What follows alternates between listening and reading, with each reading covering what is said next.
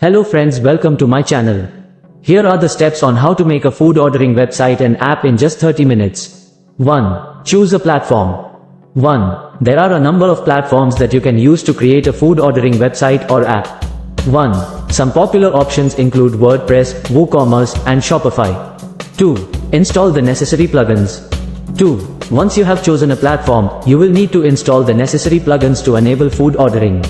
2. Some popular plugins include WooCommerce Food Delivery, WP Food Order, and FoodiePress.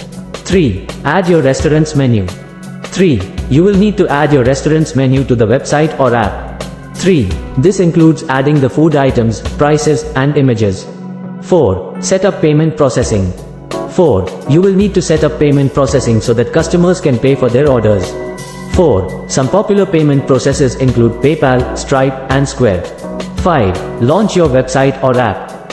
5. Once you have completed all of the steps, you can launch your website or app. Here are some additional tips to make the process easier.